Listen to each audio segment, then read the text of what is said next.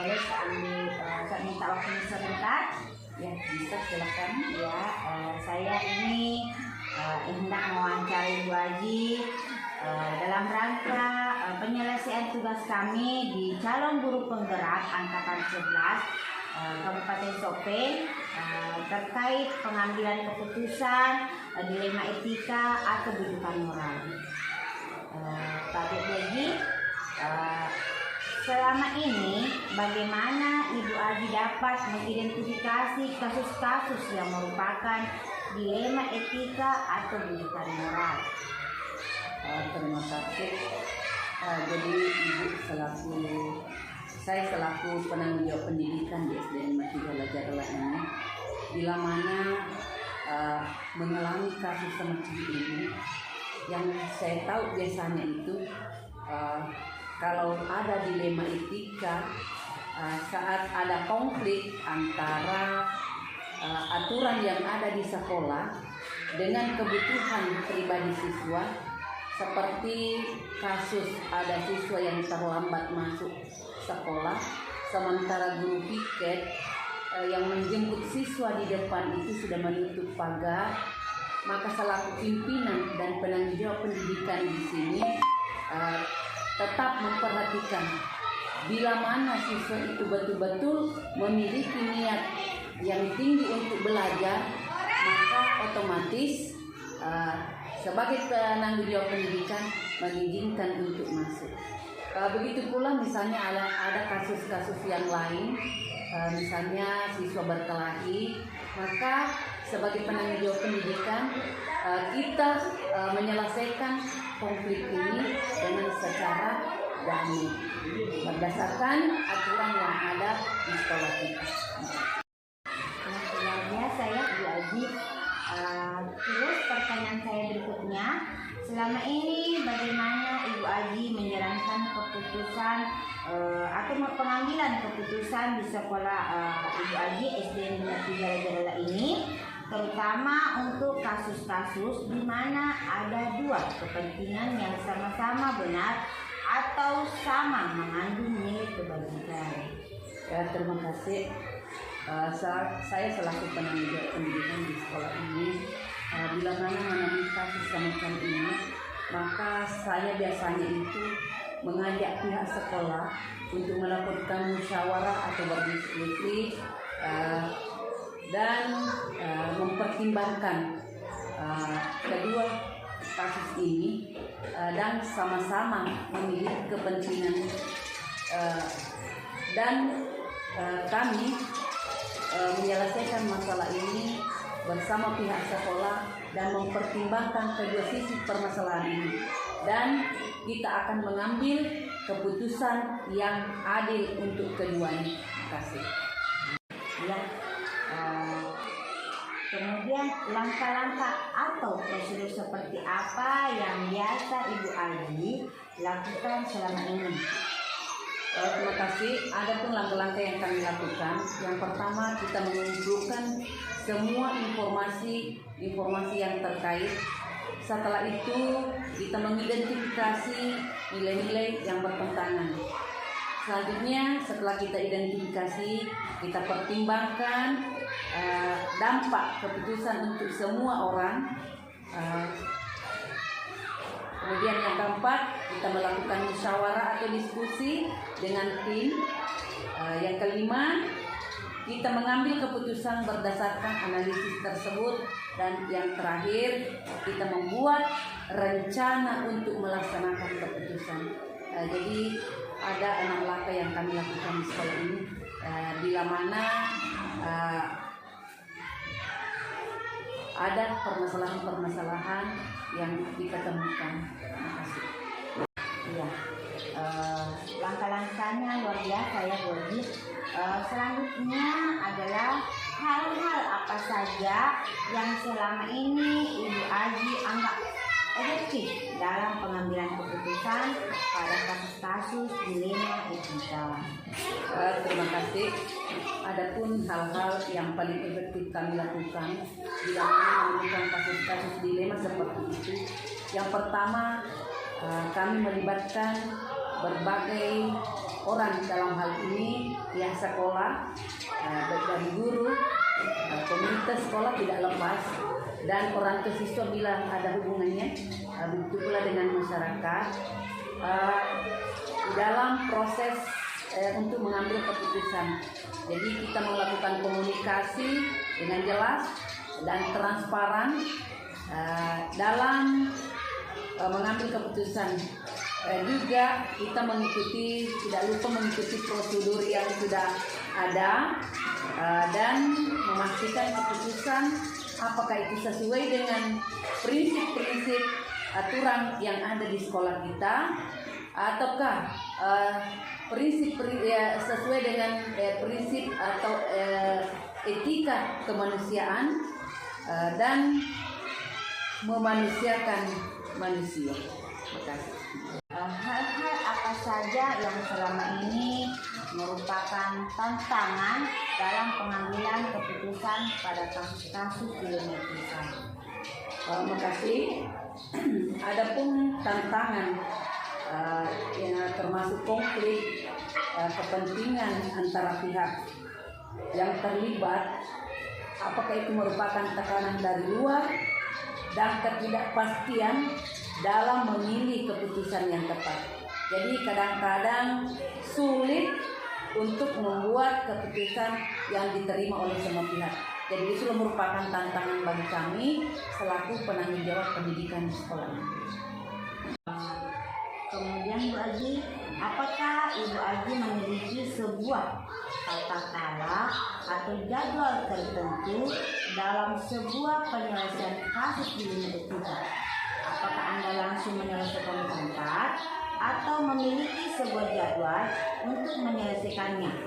Bentuk prosedur seperti apa yang Ibu Aji jalankan? Terima kasih. Mengenai jadwal, bila mana ada kasus di sini, kami di sekolah ini sama sekali tidak punya jadwal tetap. Mengapa? Karena kasus-kasus itu tidak selamanya ada.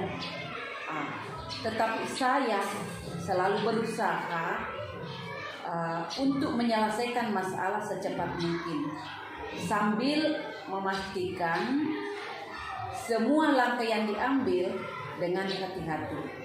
Biasanya saya membuatkan rencana, kemudian memberikan tenggang waktu untuk setiap langkah, tetapi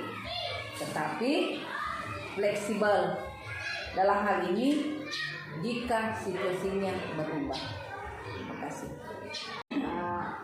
Selanjutnya Ibu Aji, adakah seseorang atau faktor-faktor apa yang selama ini mempermudah atau membantu Ibu Aji dalam pengambilan keputusan dalam kasus-kasus dilema itu? Terima kasih. Adapun faktor-faktor yang mempermudah kami untuk melaksanakan dan mengambil keputusan dilema ini adalah faktor adanya dukungan dari tim yang kompak. Dalam hal ini pihak sekolah dan memiliki pedoman etika yang sangat jelas membantu. Terkadang juga kami melibatkan orang luar, dalam hal ini komite sekolah ataukah orang tua siswa di sekolah ini sebagai dukungan tambahan. Jadi dukungan dari keterlibatan seluruh warga sekolah dan juga orang tua siswa dan komite itu juga memudahkan proses untuk mengambil keputusan bila mana mengalami kasus-kasus dilema etika ini. Terima kasih. Kemudian pertanyaan saya yang terakhir nih Bu Dian, dari semua hal yang telah disampaikan, pembelajaran apa yang Ibu Aji dapat petik dari pengalaman Ibu Aji selama ini mengambil keputusan dilema etika? Adapun pelajaran yang kami petik bila mana adalah kasus dilema etika ini, yaitu saya belajar bahwa keterbukaan dan komunikasi itu sangat penting dalam pengambilan keputusan. Saya juga belajar bahwa penting untuk mempertimbangkan semua aspek dan dampak dari keputusan serta fleksibel untuk menyesuaikan apa-apa yang diperlukan di dalam pengambilan keputusan. Terima kasih. Demikian wawancara antara kami KGP Angkatan 11 dengan Ibu Aji sebagai Kepala SDN 53 Lejerala yang memberikan suatu pengalaman yang luar biasa, dan semoga ini menjadi pengalaman yang baru bagi kami ke depannya. Terima kasih kepada Ibu Aji atas berbagi ilmu dan pengalamannya. Semoga kami bisa mengikuti jejak Bu Aji sebagai panutan bagi semua orang. Terima kasih. Assalamualaikum warahmatullahi wabarakatuh. Assalamualaikum warahmatullahi wabarakatuh. Salam guru penggerak. Hari ini saya bersama dengan Ibu Sunyati, Kepala SD 59 Penre, Kepala Sekolah yang hebat dan andalan. Beliau kami akan wawancara tentang pengambilan keputusan terkait dengan dilema etika atau bujukan moral. Permisi Ibu, gimana kabarnya? Alhamdulillah baik. Alhamdulillah. Boleh saya minta waktunya sebentar sebagai dasar kami untuk wawancara tentang pengambilan keputusan terkait dilema etika atau bujukan moral. Ya, silakan. Oke, makasih Ibu ya. Selama ini bagaimana Ibu dalam mengidentifikasikan kasus-kasus yang merupakan dilema etika atau bujukan moral? Dilema etika dan bujukan moral adalah suatu kasus yang memang kalau kita lihat akan sangat sulit untuk membedakannya. Yang mana itu dilema etika, yang mana termasuk bujukan moral.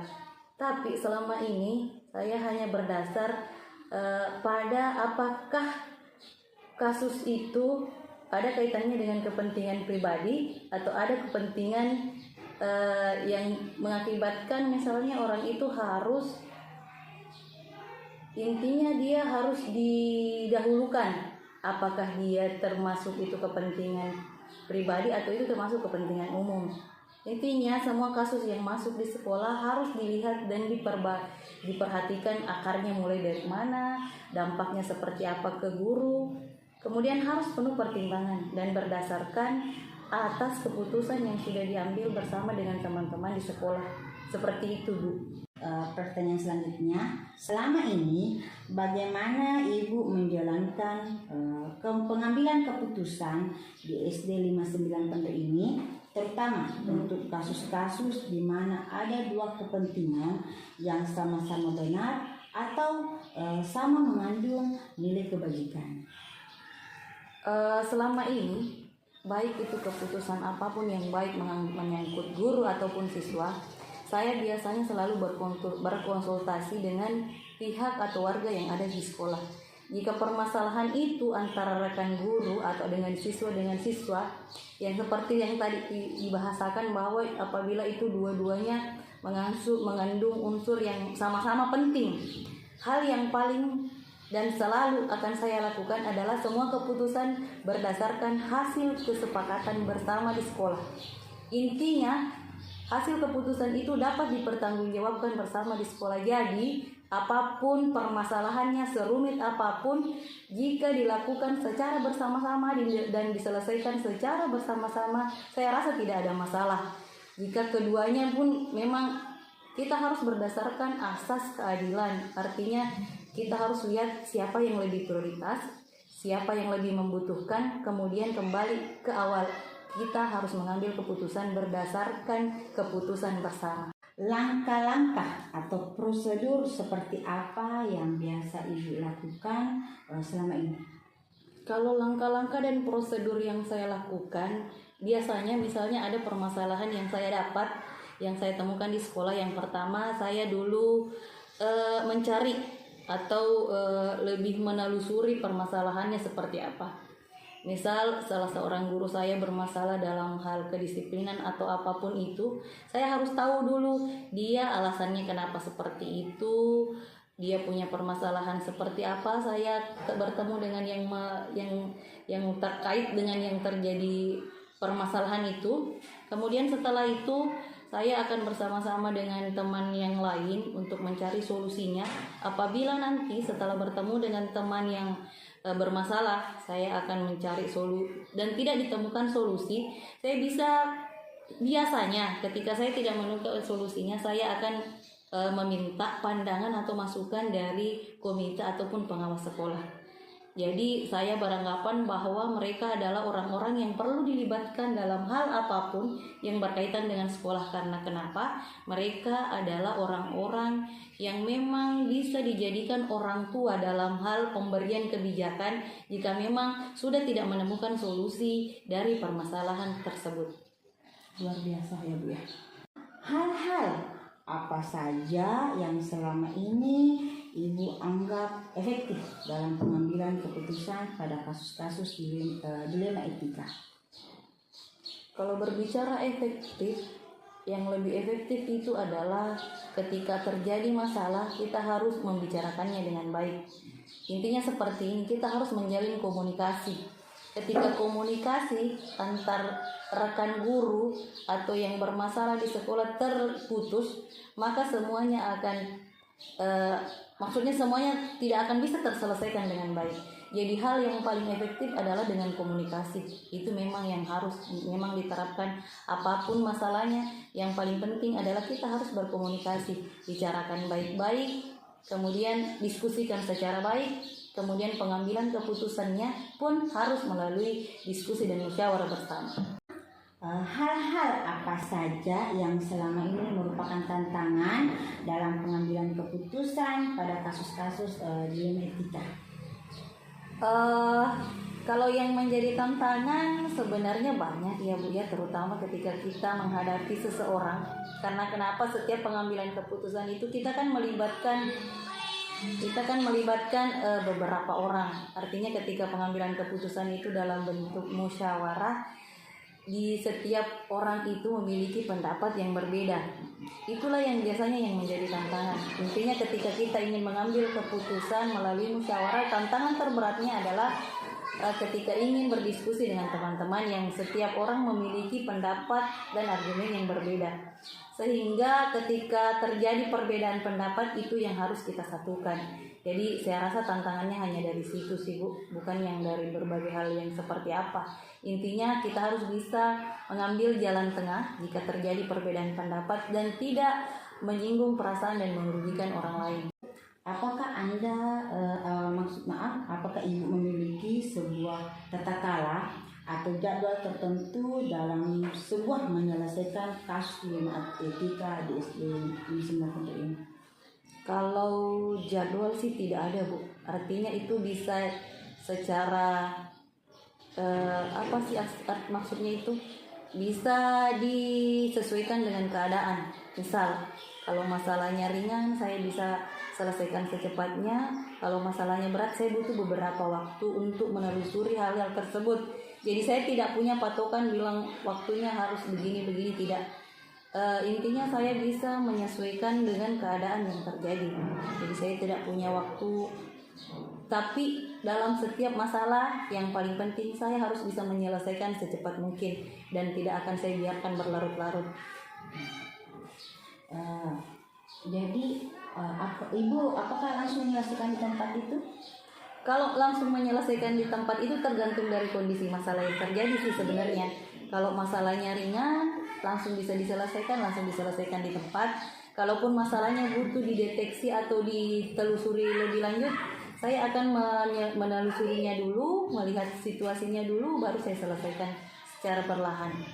Jadi jadwalnya itu tergantung kondisi ya? Iya, seperti itu. Mungkin dari bahasanya seperti itu, tergantung dari kondisinya. Terus bagaimana bentuk atau prosedur yang bisa Ibu jalankan selama pengambilan keputusan? Bentuk atau prosedur seperti Seperti apa maksudnya di sini?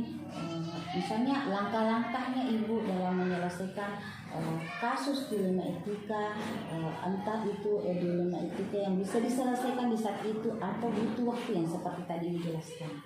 Prosedurnya sudah saya bahasakan dari awal. Intinya saya perlu beberapa pertimbangan yang mesti saya lakukan. Ketika masalahnya itu ringan, bisa saya selesaikan pada saat itu. Jika dia punya masalah cukup berat, yang mesti saya pertimbangkan baik-baik, yang mesti saya memberikan atau mendapatkan masukan dari pihak-pihak luar, saya akan melakukan prosedur-prosedur dari tahap penilaian masalah, kemudian tahap refleksinya. Mungkin saya akan tahu bagaimana model masalah itu, kemudian kita bicarakan sama-sama melalui musyawarah, kemudian keputusan bersama pun diambil berdasarkan musyawarah.